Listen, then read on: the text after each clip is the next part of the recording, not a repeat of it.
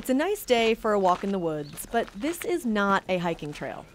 This site is known as the Fredericktown Refuse Pile. Some people call it the Black Dog Hollow Refuse Pile as well. A coal refuse pile made up of rocks and low-quality coal.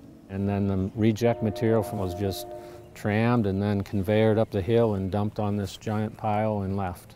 That was over 70 years ago. The coal mine nearby changed hands as companies went bankrupt. Now, the pile's a hazard.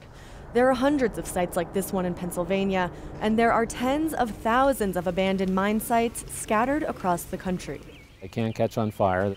This particular pile is not burning that we are aware of, but many of these do catch on fire. Like this one in Einen, Pennsylvania, that was put out in 2015. Cavaza once fell into a burning pile himself while investigating a fire years ago. It was very scary because it was like walking onto a trap door and having somebody pull the string because you just dropped. And I was in over my head in a hole, and it was smoke all around me. Not all problems with abandoned mine sites are straight out of an action movie, but they're still significant.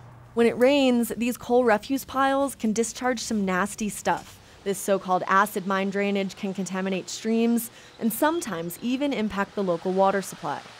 Homeowners like the ones who live around this pile deal with pipes and sewers that get clogged with runoff. So it's a big maintenance issue for the township. Cavaza, as the head of the bureau that deals directly with abandoned mine remediation, wants these piles cleaned up. But it's expensive, and the money to do the cleanup is tight.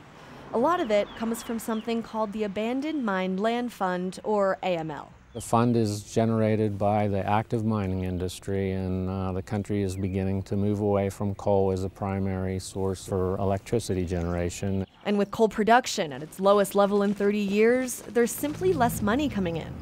In Pennsylvania alone, AML funding has dropped by over 25% since 2013. In Wyoming, the worry is about future cleanup costs. How thick is that seam right there? 35 feet thick. These pits are huge and are generally filled in as mining operations progress. The area that you see mining right here will look like this in approximately 2 years. This green grassy area right next to the mine was a mine itself just a few years ago.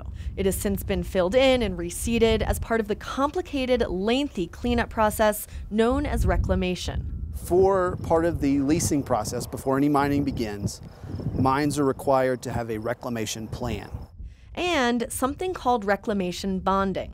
That's a guarantee, an insurance, that we will accomplish the reclamation that's outlined as part of that lease. So basically, a payment to make sure future mine cleanup gets done. Regulations in some states allow coal producers to self-bond, which means a company promises to pay for cleanup based on its financial strength. The problem comes when those companies become financially shaky, and the cleanup money gets tied up in bankruptcy court. In Wyoming, we're talking about hundreds of millions of dollars. All, of course, before digital. Pat Sweeney has been working on Western land issues for decades, and even lobbied for the 1977 federal law that regulates coal mine cleanup. He puts this problem into perspective. Remember, the circumstances were so different then, too, because you had viable companies that at the time no one ever thought there might be companies going bankrupt. No one thought, in some respects, that there would be a change in energy policy. Cloud Peak Energy, the coal company that took us on the reclamation tour, is not one of the companies in bankruptcy and is moving away from the practice of self-bonding. But with some of the largest coal companies in the country working out reclamation details during and after bankruptcy, the future of cleanup is unclear. For Inside Energy, I'm Lee Patterson.